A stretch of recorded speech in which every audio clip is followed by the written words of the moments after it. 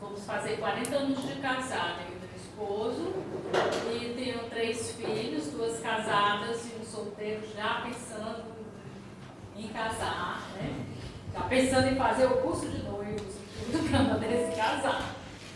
Então, o que eu trago hoje para vocês é um aspecto muito importante, não é algo assim que a gente pode dizer algo meramente formal, mas é profundamente espiritual, que são esses aspectos canônicos do matrimônio. Né? Esses aspectos têm uma importância imensa na nossa vida espiritual. Por quê? Porque às vezes nós oscilamos, né, entre a nossa espiritualidade e a nossa corporeidade. Né? A nossa espiritualidade e a nossa corporeidade, elas precisam estar profundamente unidas para que a gente possa viver neste mundo que Deus nos colocou, aonde a gente veio passar um tempo. Né? Ontem, quando eu pensava assim no curso, o Senhor me falava assim, o que é a vida, né? O que é a vida? A vida é esse tempo que o Senhor nos traz aqui, esse tempo riquíssimo e importante que nós passamos nesta terra, em vista da eternidade. Não que a gente vá desprezar a realidade terrena, mas nós temos um fim último. E este fim último é um dia encontrar com o nosso Criador. E esse Criador, né, esse Criador que tornou bastante importante esse tempo que nós passamos na Terra, nos proveu com tudo que era necessário para começarmos a experimentar o que é a vida futura. Podemos experimentar aqui, não só experimentar, mas contribuir para a qualidade dessa nossa vida futura. Né? Contribuirmos para nosso encontro definitivo com Deus. Então, esse tempo é importante, e é maravilhoso. E é um tempo de muita responsabilidade, mas também de muita felicidade. Por isso que Deus nos proveu com tantas coisas. Deus nos proveu o gosto, sentir gosto das coisas, né? Deus nos proveu de alegrias, de encontrar pessoas que nós amamos. Deus nos proveu de tudo para que a gente nessa terra pudesse experimentar assim, uma pálida, ainda que pálida, experiência do que será a nossa alegria futura. Então, Deus, desde o princípio, como já se foi falado exaustivamente aqui, Deus, desde o princípio, criou o homem e a mulher para a união, para constituir uma comunidade. Ele nos uniu, criou homem e mulher com igual importância no mundo, com igual dignidade, para que se unindo ao outro pudesse desenvolver a criação, a obra da criação, né? Através do seu trabalho, através da sua família. Ele deu essa possibilidade a nós. Mas como Criador, Ele também nos instituiu sob uma lei. Essa lei é a lei divina. Naquele tempo, o Senhor nos deu o quê? Como que um casamento natural, uma união natural, antes que houvesse o pecado original. Mas quando veio Cristo, Cristo veio aperfeiçoar essa lei que os homens foram descobrindo aos poucos, através da sua história, como a gente lê no Antigo Testamento.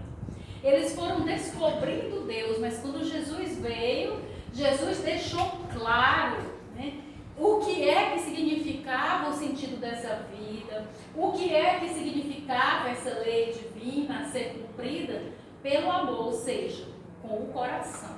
É aí onde eu quero chegar. Que não basta ao ser humano realizar algo pela lei, não é? Mas é necessário que o homem tenha o seu coração conquistado, e a mulher também, para que se case, no caso aqui do nosso objetivo, para se casar com todo o seu desejo, com todo o seu coração, para consentir no matrimônio com toda a sua vontade. Porque nós somos seres formados de quê? Corpo corporeidade é importante e a alma mais importante ainda, porque ela anima o corpo. A gente disse que quando a pessoa morre, ela deixou a alma deixou o corpo, né? Naquele momento. E o Senhor um dia de nos dar um corpo novo, um corpo que não sente dor, assim promete a nossa doutrina da igreja. Mas essa alma e esse corpo que nós vivemos aqui enlaçados, ele tem uma imensa importância para nós e para tudo que a gente realiza nessa terra. O nosso trabalho, os nossos amigos, a nossa família, tudo é movido por este ânimo que há em nós, que Deus colocou quando criou cada um de nós. Então Ele nos deu e fundiu em nós uma alma. E essa alma, quando nós casamos com alguém, quando celebramos o matrimônio, a nossa alma também celebra. O nosso ser interior também celebra, como eu acho que já foi falado exaustivamente aqui, eu acredito que sim, né? Então, dentro disso, o Senhor que nos criou com corpo e com alma, também criou a igreja, né? Constituiu sua igreja, Jesus Cristo, como sacramento de salvação.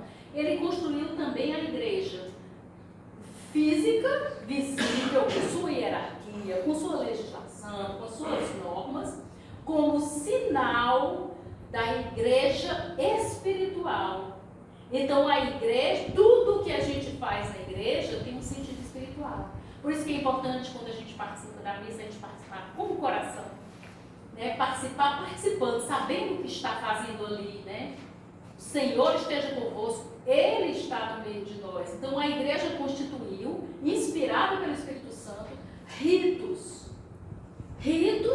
e sacramentos criados por Jesus Cristo como sinal da graça, tudo em vista para a nossa salvação. E o casamento também como já deve ter sido dito exaustivamente aqui, o casamento é um sacramento também de salvação para os batizados.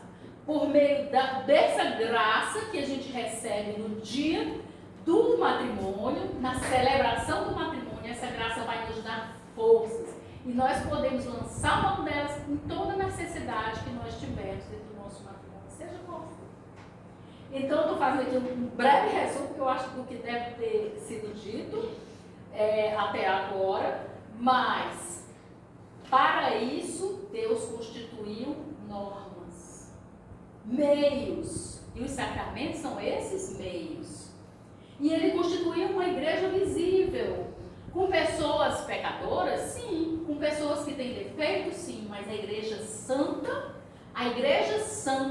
ela é capaz de perdurar e levantar com a sua graça cada um de nós, seja dentro do matrimônio, seja em qualquer outra realidade. E o que vocês vão receber é um sacramento, uma força nova, e existe toda uma legislação que rege tudo o que acontece dentro da igreja. Essa legislação inspirada pelas Sagradas Escrituras, inspirada aos homens vocacionados para isso, inspiradas para, a cada ato, a pessoa conseguir se aproximar mais de Deus e receber essa graça, né? Participando com a sua corporeidade da aquisição dessa graça. Assim é o matrimônio. O matrimônio, ele é uma celebração, assim diz o Código de Direito Canônico, que eu não sei se vocês já tomaram contato com o Código de Direito Canônico. É uma legislação da igreja, mas é uma legislação inspirada. É uma organização da igreja hierárquica, da vida dos fiéis, da vida dos sacerdotes, bispos, diáconos, de toda a igreja, essa legislação para a participação na salvação do homem a partir dos nossos atos.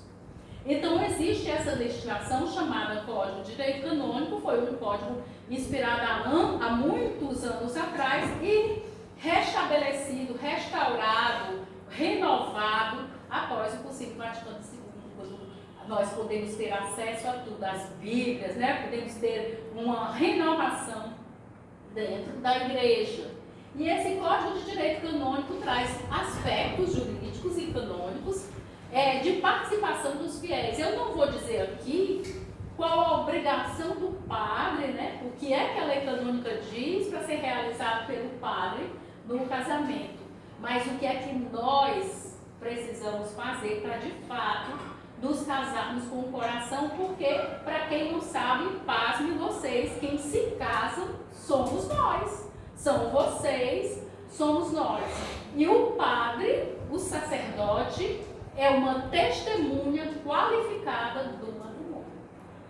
Na verdade, o padre não nos casou, nós casamos e o padre assiste como testemunha qualificada e obrigatória, a não ser em casos de algumas exceções, as pessoas estão à beira da morte, ou outras exceções previstas na lei canônica, as pessoas se casam. Então, vocês vão se casar, vocês vão realizar um pacto.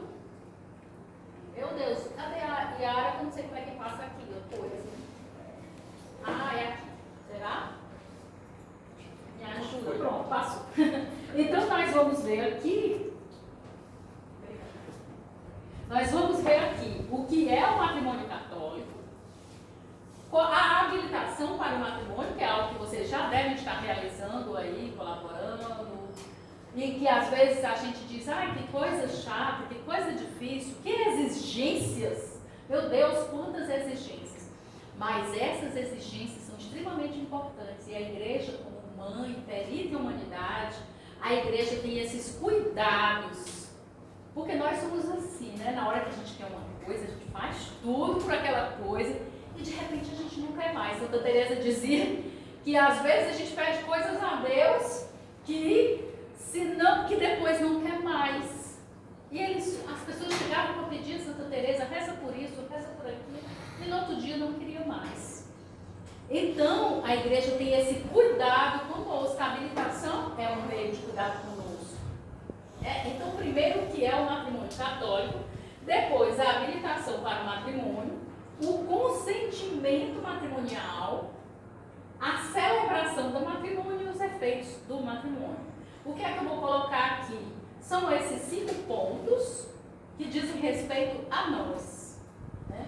Existe toda uma legislação, toda uma colocação sobre o rito que o padre tem que obedecer, que a igreja tem que obedecer. Para ela também é difícil fazer a habilitação. Muitas vezes nós passamos um tempão para conseguir nosso batistério, né? Para se colocar os proclamas. Tudo é difícil para eles e para nós, mas é para este cuidado material, porque somos corpo e alma. Né? Vamos passar adiante. Olha que foto maravilhosa. Eu procurei assim no Google. É um casal que celebra 50 anos de casados. Olha aí. Então, coloquei esse. O que é o matrimônio católico? Está lá, que a gente chama, em vez de chamar artigo, é cânon. O cânon 1055 do Código de Direito Canônico diz que o matrimônio é um pacto matrimonial pelo qual o homem e a mulher constituem entre si um consórcio íntimo de toda a vida.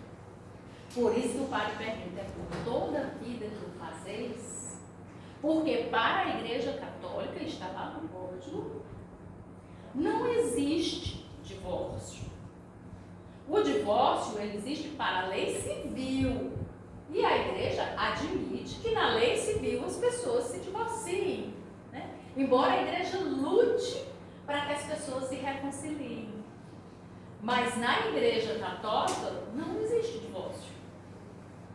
Não é? É claro que uma pessoa que se divorciou na lei civil, ela vai comprovar para a igreja que se divorciou na lei civil, a igreja não despreza o casamento civil.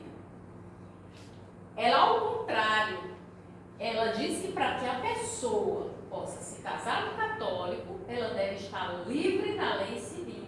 E essa é uma das normas extremamente importantes que a igreja investiga e ajuda que a pessoa possa obter, né, o seu divórcio e regularizar sua situação diante da prole, dos filhos que existam, toda a regularização para que ela possa celebrar o seu casamento católico. Não é? Então ela toma esse cuidado, porque ela sabe que nós somos corpo e alma. Então, mas para a igreja, quando o sacramento é celebrado, a igreja diz que ela vai perguntar: é por toda vida que o fazeis? Não há essa pergunta quando vocês assistem o casamento, né? Então, por esta vida, por toda a vida, esta vida. Porque a liturgia de ontem já dizia: quando nós estivermos lá no céu, né, nós seremos irmãos. Então vamos aproveitar. Na hora que eu escutava isso, eu pensava junto com o meu esposo: vamos aproveitar, porque não vamos deixar para estar casado quando estamos no céu, não, porque lá nós estaremos unidos ao Senhor como irmãos. E devemos nos amar aqui nessa terra. E nos entregar aqui nessa terra como Cristo amou a sua igreja e se entregou por ela. Né? Então eles constituem um consórcio íntimo de toda a vida. Então vamos pensar: eu quero de fato viver com essa pessoa por toda a minha vida, por toda a vida dela, né? E a gente não sabe quem vai primeiro. Ordenado por sua índole natural ao bem dos cônjuges. A igreja também não coloca um jugo, um peso sobre os casais, para que eles vão, não, o casamento é uma missão, então sempre vai ser duro, sempre vai ser difícil. Olha, eu vou fazer 40 anos de casado, eu tive muitos desafios, tivemos, mas vivemos o bem dos cônjuges, chegamos até aqui por isso, porque a gente é capaz de reconhecer o bem que foi para nós o casamento, especificamente nessa vida, onde eu já estou com 65 anos e eu já tenho decaindo algumas forças minhas, e hoje nós somos o que? Um auxílio para o outro. Como a gente percebe: puxa, se eu não estivesse com você, se eu não estivesse comigo, né? Então a gente é muito mais, aquele amor que se transforma, aquele amor que cresce, que se transforma num amor árduo, que é um amor de caridade, que quer o bem do outro, que é para o bem dos cônjuges. E a procriação, perdão, tem um pouco, quando eu fui mudar para o PDF, as coisas saíram um pouco do canto, né? E juntou aqui a procriação. A procriação e a educação da prole. Eu já vou dizendo que na lei da igreja, a pessoa que se casa diz assim: olha, eu vou casar, mas não quero filho de jeito nenhum.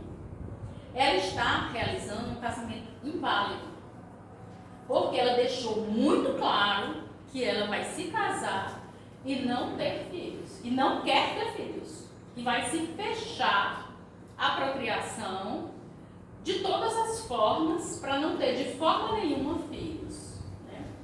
As pessoas dizem também: a igreja quer que a gente seja uma fábrica de filhos. Também não é assim. Para isso existe a paternidade responsável, né? Para isso, não só para gerar filhos, mas também para gerá-los com responsabilidade. Mas nós somos chamados à procriação e educação da prole. Também não é só para colocar filho no mundo, como dizia minha mãe, como Deus criou batata, né? Bota a batata lá, a batata vai crescendo sozinha, né? Então não é assim também. Entre os batizados foi elevado por Cristo Nosso Senhor a divindade dos sacramentos, vocês já viram, vamos passar. Então o que é que a gente tirou de importante aqui? Nós tiramos aqui que é por toda a vida, e nós tiramos aqui que é para o bem dos cônjuges, e nós tiramos aqui também que nós precisamos considerar que se eu quero me casar e eu ainda posso gerar filhos, porque às vezes a pessoa não pode, mas aí ela está aberta de qualquer maneira, mas ela não pode, não é? Então, tiramos esses 3 aspectos da lei canônica. Na lei canônica também nós encontramos no 1056, não se preocupe que eu não vou falar dos enorme número de artigos que existe sobre o matrimônio, mas eu peguei os 5 principais pontos. As propriedades essenciais do matrimônio são a unidade e a indissolubilidade, as quais, em razão do sacramento, adquirem particular firmeza no matrimônio cristão. O que é que acontece? O sacramento nos dá essa graça de unidade e indissolubilidade. O que é que nós vemos aqui? Contra a unidade, né? O sofrimento de uma criança perante esse desentendimento dos pais e as agressões mútuas. E aqui, os dois perante a lei dos homens, ou sei lá, o que agora as pessoas, depois que descobriram que existe a possibilidade de você descobrir que o seu casamento não foi válido na igreja, as pessoas acorrem a qualquer discussão. Será que o meu casamento existiu? Será que o meu casamento valeu? Não sei se vocês já ouviram falar, porque baseado na palavra de Deus, em Mateus 19:9, que o Senhor dizia assim: eu vos declaro que todo aquele que rejeita sua mulher, exceto no caso de matrimônio falso, e desposa um ou outro, comete adultério. Então, matrimônio falso é o que a igreja hoje, sempre teve, mas hoje está mais divulgado, como base aqueles casamentos que não existiram. Não é aquele casamento que vai ser anulado, mas é aquele casamento que a igreja percebe que não existiu e que vários cânones do Código de Direito Canônico vai esclarecer essas situações. Isso não pode acontecer com vocês, porque vocês estão esclarecidos, não é? Estão bem esclarecidos acerca do consentimento. Hoje, o que mais se acorre para a igreja, para perguntar se o casamento foi válido, são de pessoas que se percebem que não consentiram no matrimônio. Não houve, daí o que eu dizia no início para vocês, não se casaram de todo o coração.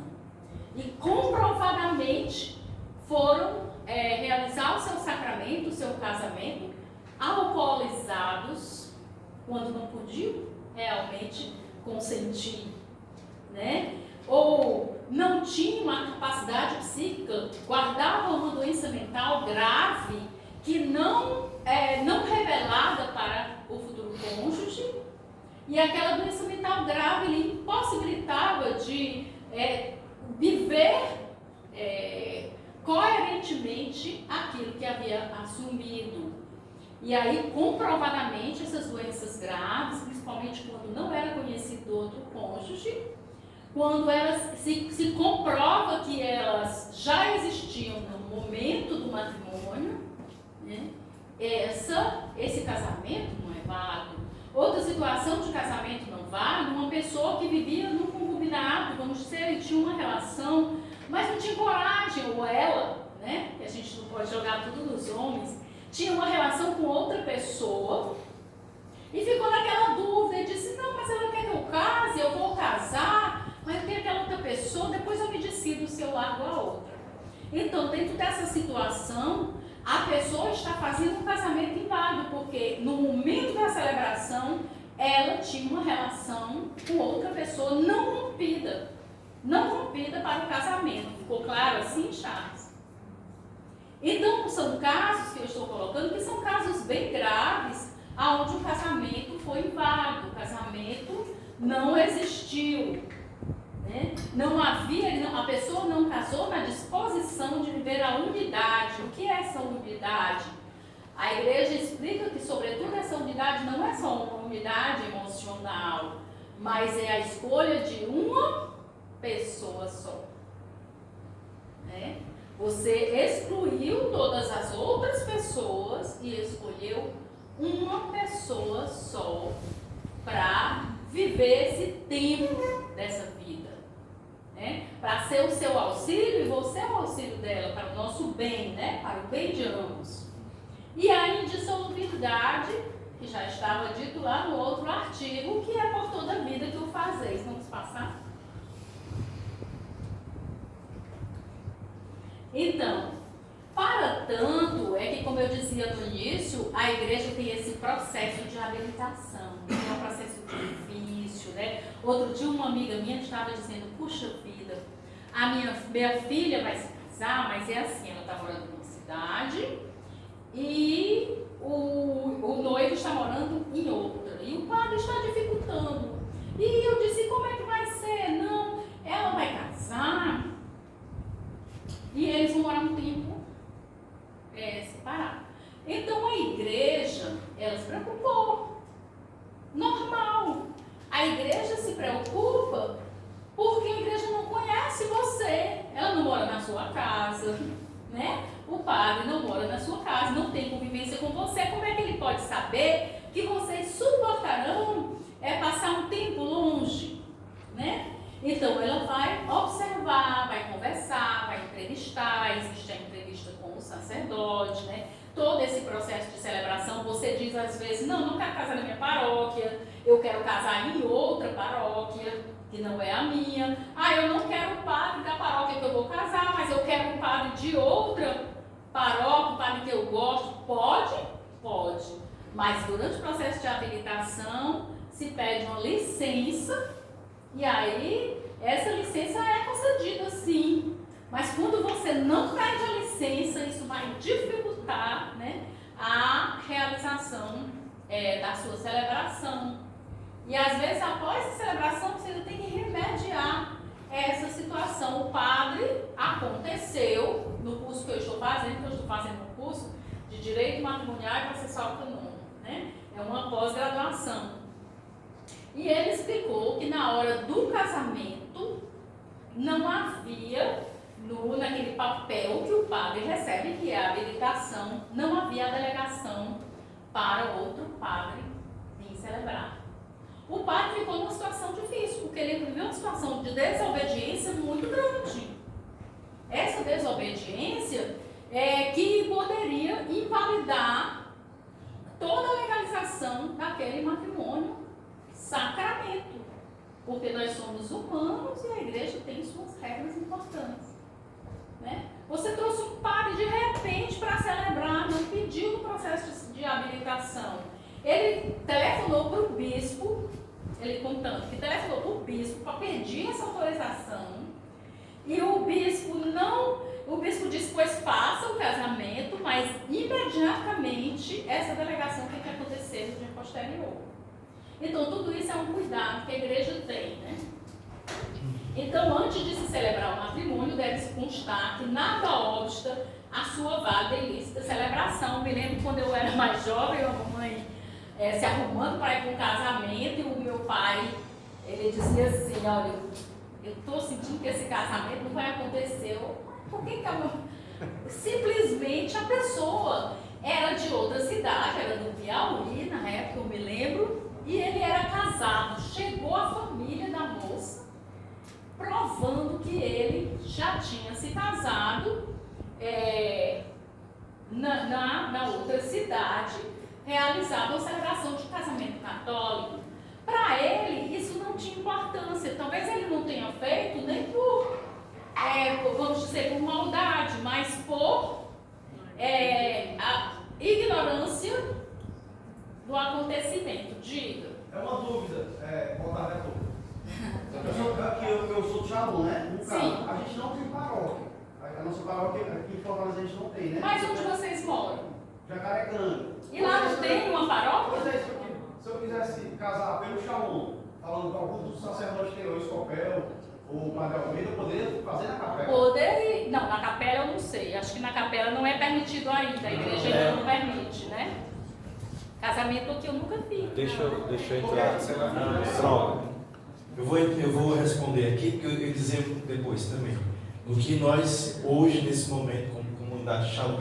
Então, como comunidade Shalom, nós temos hoje, foi formado a pedido da Arquidiocese de Fortaleza, uma comissão judiciária dentro da comunidade Shalom, que temos muitas pessoas, muitos casais, né, que fazem parte do nosso trabalho pastoral. E dentre outras coisas, a doutora Jéssica, que é a doutora juíza responsável pelo Tribunal Eclesiástico da Arquidiocese hoje, né, também autorizou a gente a fazer o curso de noivos, por exemplo, que não é comum. O comum é na paróquia, não é isso? Mas nós somos uma instituição religiosa, a comunidade Shalom. Então, nós temos o direcionamento do Tribunal Eclesiástico, nós temos a autorização do pároco daqui dessa região, porque a comunidade de Fortaleza que tem uma sede aqui na Aldeota, nós também conversamos com o padre e temos autorização. Todas essas questões são importantes para ter essa legalidade, vamos dizer assim, entendeu? E temos também a assinatura do padre Silvio Scopel, que é o responsável geral pela comunidade Shalom de Fortaleza, e ele é o presidente da nossa comissão judiciária da comunidade Shalom, inclusive a Ana Carla também faz parte dessa comissão. Então, assim, resumindo, vocês têm a legalização, o certificado, para poder celebrar em tese em qualquer paróquia. Só que as paróquias, elas têm também a sua autonomia de jurisprudência, né? Em outras palavras, por exemplo, eu até já sei, já conheço, mas isso é a liberdade dele. Tem um pároco, uma certa paróquia aqui em Fortaleza, que não, eu, na minha paróquia, você vai se casar, ou você vai se batizar, se for eu, o pároco vai ser batizado, só se for comigo. Queria que fosse um padre amigo nosso e tal. Ou então você pode ir em outro lugar, ir para a paróquia. Então tem muito essa questão. Entendeu? Nesse momento, nós estamos apenas realizando. A primeira etapa nossa, como essa comissão judiciária pela comunidade Shalom, é realizar o curso de noivos. Autorizado pela arquidiocese, na comissão judiciária, também com a bênção do padre. Nós ainda não temos essa coisa, porque a questão do casamento tem que ser vista na paróquia. Que você deseja, aí tem todas as outras questões que você vai entrar, né? Existe a questão da habilitação, que é como coloca aqui, eu coloquei só esses 2 artigos, mas existem outros artigos explicando direitinho. O que acontece? No processo de habilitação, existe um local lá para ser realizada a delegação. Essa delegação seria a delegação que o padre, lá responsável pela sua paróquia ou pela paróquia dela, ambos são da mesma paróquia? Não? Você pode entrar com o processo de habilitação na paróquia que você mora ou na paróquia dela. É o lugar onde nós temos que entrar com o processo de habilitação, ou na paróquia de um ou na paróquia de outro. E lá, no processo de habilitação, você fala e solicita, não, eu quero que outro padre celebre. E aí, se o padre da sua paróquia concede ou da paróquia dela, que é onde vocês não precisam entrar nos 2, você só entra em um ou em outro, né? E aí, ele vai e permite a delegação. Por exemplo, a minha filha mais velha, ela se casou, nós somos da paróquia São Vicente. Tanto ela como o esposo dela, eles eram da paróquia São Vicente. Mas ela quis casar na igreja São João Eudes. E aí ela entrou com o processo de habilitação na paróquia São Vicente e lá ela solicitou para casar em outra paróquia. O pároco permitiu e então ele deu a permissão e aí o processo de habilitação foi para lá. Ela também pediu para casar com o padre Antônio, daqui do Shalom, o padre Antônio Furtado. E aí ele permitiu que fosse celebrado pelo padre Antônio Furtado. Quer dizer, ela casou com o assistente qualificado, foi outro padre, né, que não era da nossa paróquia, foi também outra igreja, mas tudo foi dentro do processo de habilitação. E é um cuidado que a igreja toma.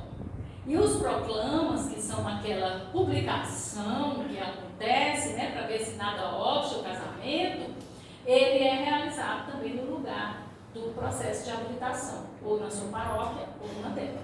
Mas, no caso do Shalom, como o Charles colocou... Do Carmo também, se quiser acrescentar aqui, da questão da prática do Carmo, que... Pronto, para quem não sabe também, a comunidade Shalom, a paróquia do Carmo, ela é administrada pela comunidade Shalom, a pedido da arquidiocese. Eu digo porque essa questão de paróquia tem essa questão de legislação e tal, como ela está explicando, bem explicado, que a gente precisa ter essa atenção, né? Onde você deseja se casar, você já escolheu, praticamente, eu acredito. Então vocês precisam, a primeira coisa é ir até lá, começar para marcar uma entrevista. E aí, se vocês vão casar lá ou em outro lugar, mais explicado, no curso de noivo, comunidade Shalom. E aí eles vão até, inclusive, passando os detalhes dos procedimentos, que já está explicando. Mas, por exemplo, no caso da gente, vocês querem fazer via comunidade Shalom também o casamento, vocês podem ir na paróquia do Carmo, também na secretaria, com o padre Paulo, que é consagrado da comunidade Shalom, tudo. né? Que aí vocês não vão ter muitos entraves, porque lá nós somos responsáveis pela jurisdição da paróquia do carro. Então vamos, eu quero levar o padre e tal, e tudo. Pode de repente ir lá, e claro, tem que ver a data, se vai bater, mas é só, né, para ficar mais claro, né? Pronto, ficou claro que o processo de habilitação entra-se na paróquia de um ou de outro, e o processo começa ali, mas você leva para a paróquia que você vai realizar. Ele transfere lá mesmo, na secretaria da sua paróquia, eles transferem para a outra igreja, da Hóstia. No nosso caso, é exatamente assim. A gente participa de uma comunidade, que é o Seminário São Camilo, ele não faz bem parte de uma paróquia, é como a comunidade Shalom, né? Está inserida por conta do bairro, porém é uma comunidade separada, né? Seminário São Camilo de Leles. E aí, a recomendação que a gente recebeu é que a gente fizesse tudo na paróquia, né, da nossa comunidade. Inclusive, lá no seminário, como aqui, não acontecem casamentos, né? Mas aí, com a documentação toda feita na paróquia, o nosso padre conversou com o pároco de lá, né, da nossa paróquia, e aí entre eles resolveram, e o pároco deixou que acontecesse o nosso matrimônio lá no seminário, que a gente é do seminário, mas por uma conversa e tal. Isso, eles têm que dar uma licença, uma dispensa, né, e uma licença. É possível conseguir, mas é preciso que a gente tenha realmente a humildade de ir até lá, conversar, explicar suas razões, para que não é que é proibido, né? Embora pela lei canônica não seja permitido que o casamento se celebre fora de uma igreja. Antigamente faziam, né? Mas hoje não é permitido. Mas nada obsta, sendo uma instituição religiosa, embora aqui, como o Charles colocou, aqui no Shalom nós ainda não temos essa permissão, né? Então, todos os fiéis estão obrigados a manifestar ao pároco ordinário do lugar, antes da celebração do matrimônio, os impedimentos que porventura tenham conhecimento. Padre, é o seguinte, eu tenho um problema, vamos dizer que eu tenho um problema de alcoolismo, mas é conhecido por nós dois, né? E a gente quer conversar e vai conversar com o padre, né? O pároco. Nós temos isso, mas ela aceita perfeitamente, eu aceito, ela aceita, e eu entro em tratamento, e para que futuramente um dos dois não venha dizer, acho que meu casamento não foi válido, porque, olha, ele bebia, eu não sabia. Ou ele bebia, ele bebe. E isso, então não é assim que se busca uma nulidade matrimonial, né? Porque é preciso, então, que todos os problemas, porque nós assumimos o outro, né? Nos entregamos ao outro, numa atitude consciente de que nós não somos pessoas perfeitas. A não ser que uma pessoa vá casar com uma pessoa assim, que não tem a capacidade de consentir. Mas existe também outras situações que eu queria deixar até claro aqui, que, por exemplo, se a pessoa, após o matrimônio, ela adoece, que Deus o livre de uma doença incapacitante, ou fisicamente ou mentalmente, esse casamento não é um casamento nulo. Porque quando a pessoa casou, porque a nulidade incide no momento da celebração. Daí esse cuidado da igreja, pelo momento da celebração, as pessoas estejam conscientes daquilo que ela quer fazer. Pode passar. O consentimento matrimonial, que é exatamente isso, né? O consentimento matrimonial é o ato da vontade pelo qual o homem e a mulher, por pacto irrevogável, se entregam e recebem mutuamente a fim de constituir um matrimônio. Eu até peguei aqui algumas palavras que são ditas no momento da celebração. No código diz que toda a Constituição, como é que a gente chama? CNBB, a Confederação dos Bispos daquele país, e os ordinários daquele lugar, eles vão no missal humano e colocam, escolhem aquele rito.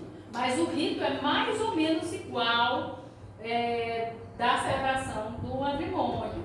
Então eu peguei um, né, que é mais ou menos igual, né?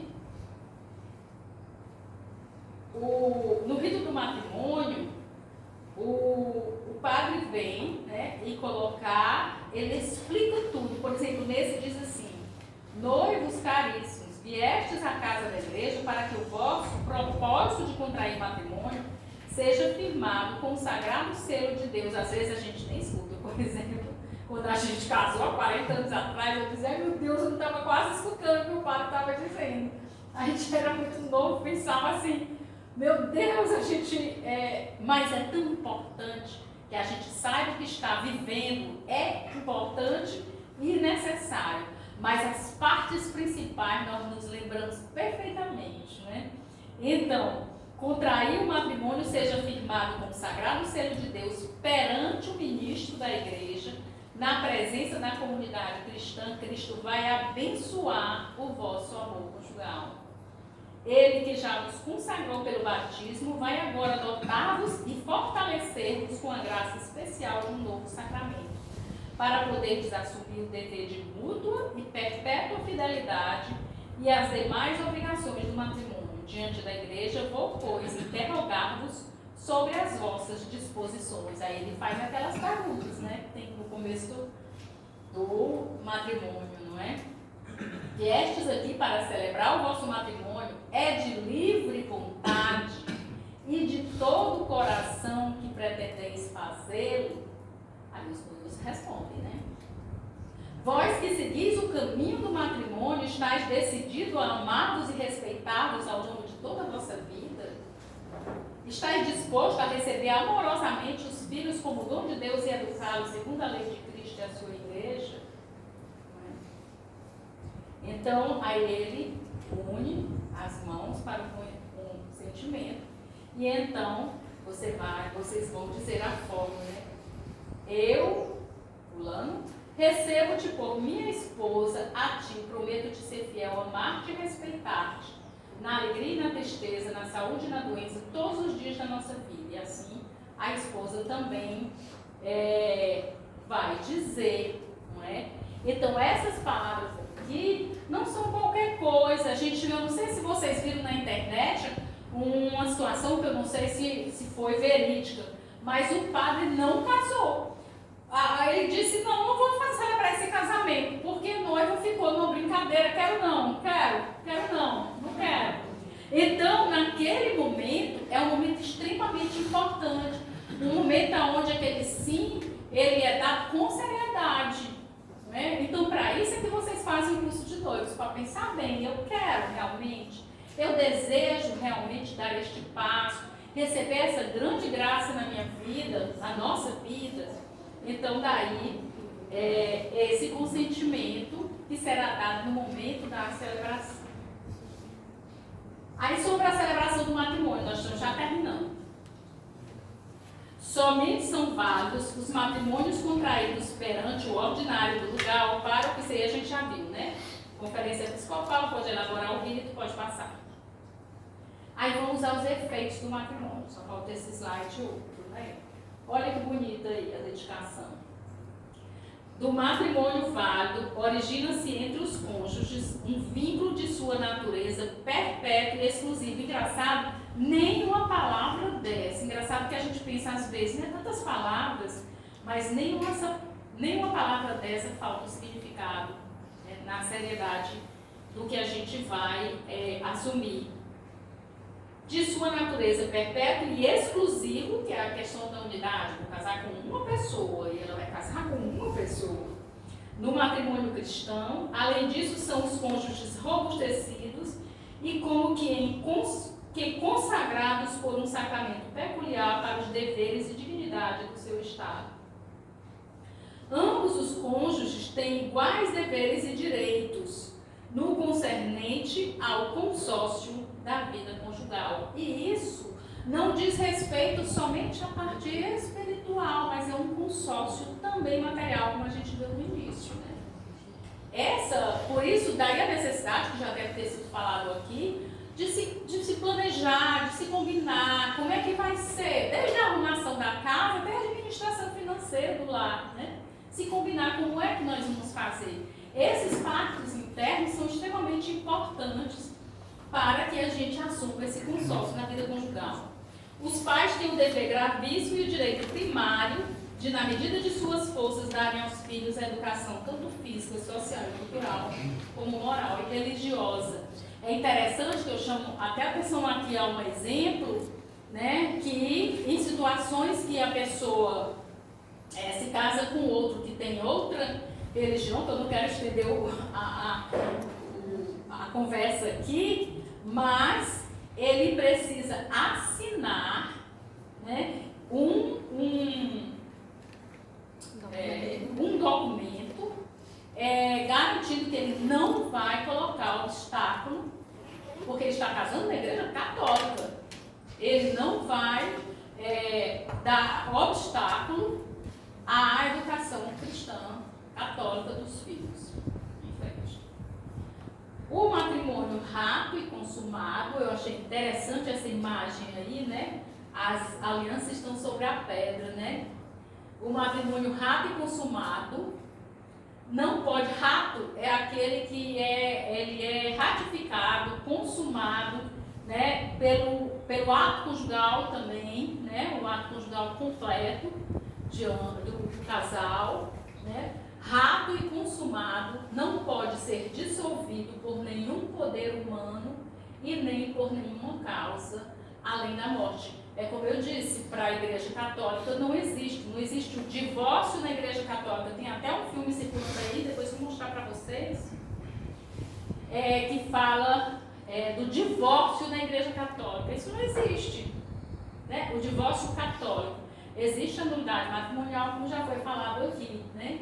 Então, os cônjuges têm o dever e o direito de manter a convivência conjugal, a não ser que uma causa legítima os excuse. Então a igreja quer que eu fique a vida inteira com uma pessoa que adulterou, que me traiu, que não me quer, aí passa adiante. Os pastores de alma têm essa obrigação de procurar que a própria comunidade eclesial preste assistência aos fiéis. Então, agora eu digo que Deus o livre, né? Aconteça uma separação por uma razão ou outra, a igreja ela vai acolher, preparar aquela pessoa, porque a igreja acolhe a todos, ela é mãe. Ela não vai dizer, você não vem porque você se separou, né? Mas ela vai acompanhar aquela pessoa dentro da sua dor, dentro do seu sofrimento, porque é um desgaste imenso. Eu escutei uma coisa que ainda quando eu cheguei no Shalom, eu fui ser, vamos dizer, estagiária do aconselhamento. Aí a pessoa antiga que estava aqui chegou para a pessoa que queria imediatamente se separar quando aconteceu uma situação e ela disse, minha filha, não pense que você vai ser vitoriosa dizendo, eu não me quero mais fora da minha casa, bota suas coisas do lado de fora. Não, você vai fazer isso, a separação é um fracasso para ambas as partes. Não é verdade? Porque a gente investe emocionalmente, não investe só financeiramente, investe emocionalmente a nossa vida que é preciosa. A gente investe naquele relacionamento, né? Cria esperanças diante da igreja, esperanças espirituais, né?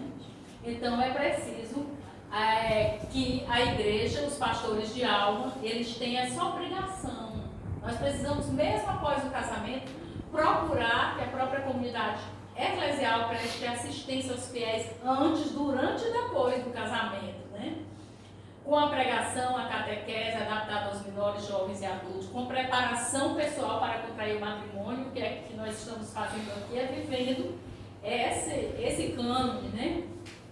Com a frutuosa celebração litúrgica do matrimônio, pela qual se manifesta que os cônjuges significam e participam do mistério da unidade do amor fecundo entre Cristo e a Igreja, e com o auxílio prestado às pessoas casadas para, guardando-se fielmente e defendendo a aliança conjugal, consigam levar em família uma vida cada vez mais santa e plena. Eu desejo a vocês que vocês conversem muito, planejem bastante, que se comprometam um com o outro e, sobretudo, se comprometam com Deus, porque a graça dele é infinita para aqueles que sobem ao altar e recebem aquele influxo de graça para viver os desafios do matrimônio.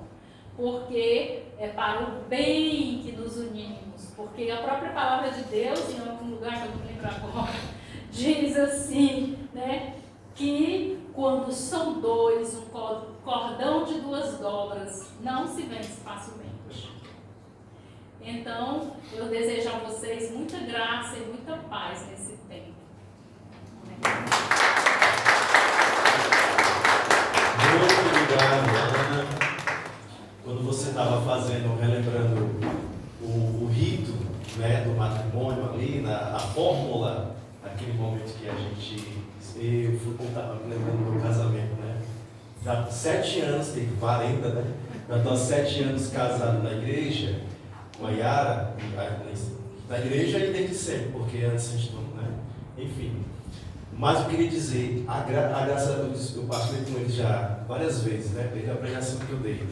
Foi uma graça tão forte receber o sacramento, tão forte que quando veio a lembrança da fórmula, eu me lembro da graça que eu recebi, o nervosismo também. Você fica esperando que o padre fique soletrando, né? Porque a gente eu já sei e tal, mas é uma emoção tão forte, não só a emoção pela emoção, mas é uma vivência, é uma graça, é uma força, é um poder tão forte ali, que desemboca lá na festa, mas também ali nas núpcias, que se complementa. Eu dizia para eles, ainda que tenham vivido já um ato conjugal preliminar, mas se vocês se preservarem, não só o ato conjugal, mas essa preparação em vista do sacramento, gente, é uma graça, assim, que parecia que eu vivi semana passada. Quando você relembrou a forma, parecia que foi semana passada que eu me casei com a Yara e já faz 7 anos.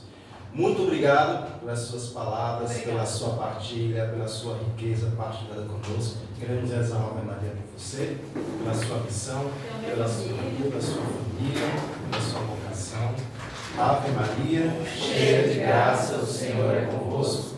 Bendita sois vós entre as mulheres, bendito é o fruto do vosso ventre, Jesus. Santa Maria, Mãe de Deus, rogai por nós, pecadores, agora e na hora de nossa morte. Amém. Em nome do Pai, do Filho e do Espírito Santo. Amém. Podemos nos sentar a partir agora com o seu companheiro. Ficou mais forte quando nós colocamos aqui o certificado para entrega. Partir ficou mais forte para você, dessa palestra, as outras também.